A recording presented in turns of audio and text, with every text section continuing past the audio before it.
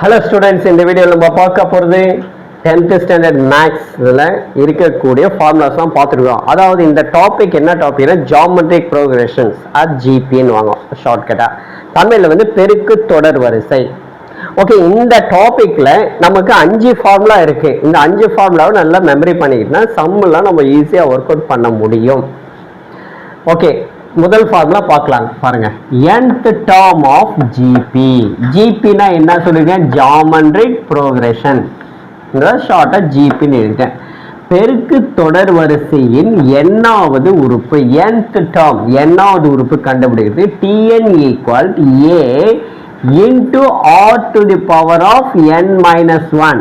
இது இந்த tnன்றத CBSE central board இல்லை வந்து இந்த டிஎன்னுக்கு பதில் ஏஎன்னு கொடுத்துருப்பான். டிஎன்னா ஒன்று தான், ஏஎன்னாலும் ஒன்று தான். ஓகே, அதை ஞாபகம் வச்சுங்க. TN equal to A R to the power of N minus 1 first formula.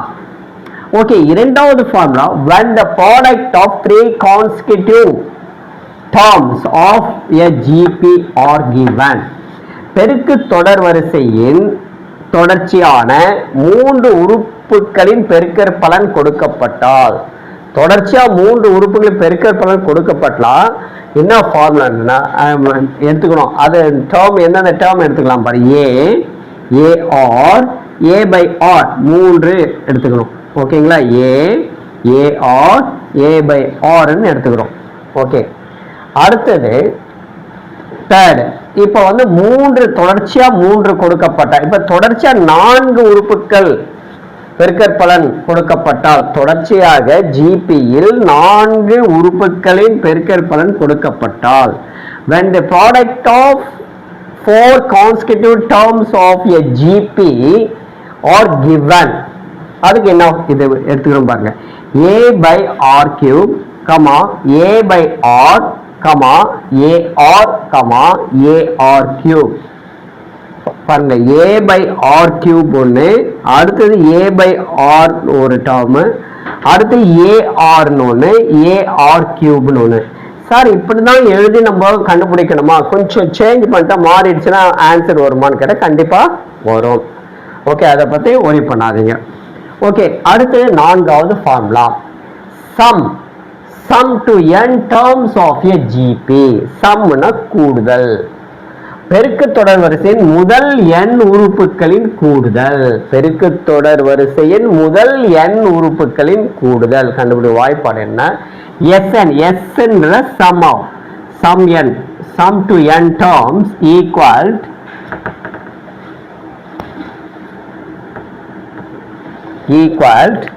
a into r to the power of n minus 1. a into r to the power of n, r in அடுக்கு n minus 1 close the bracket divided by r minus 1.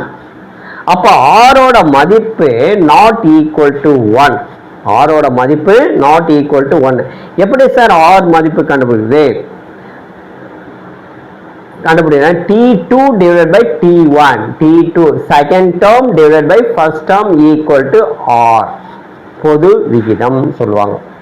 ஓகேங்களா? இப்போ நான்காவது formula நல்லா தெளிவா புரிஞ்சிடுச்சு. Okay, அஞ்சாவது formula some. இது வந்து finite, இது ஃபைனைட் டேர்ம். கடைசி nth டேர்ம் வரையும் கொடுத்திருந்தா ஒரு பெருக்கு தொடர் n டேர்ம் ஃபைனைட் முடிவுறு இருந்ததுன்னா அப்பதான் இந்த ஃபார்முலா யூஸ் பண்ற. sn equal to a into r to the power of n minus 1 divided by r minus 1 when where r not equal to 1. r ஓட மதிப்பு ஒன்றாக இருக்கக்கூடாது, சமமா வரக்கூடாதுன்றான். அப்போ 1 வரலாமா? 2 வருமா? வரலாம். நாட் ஈக்குவல் டு 1ன்னு இருக்கக்கூடாது, கவனம் வச்சுங்க. அடுத்து அஞ்சாவது ஃபார்முலா. இது infinite, முடிவுறா sum to infinite terms of a GP. sum to infinite terms of a GP. பெருக்கு தொடர் வரிசையின் முடிவுறா உறுப்புகளின் கூடுதல், முடிவுறா உறுப்புகளின் கூடுதல் Sn equals A divided by 1 minus R. Sn equal to A divided by 1 minus R.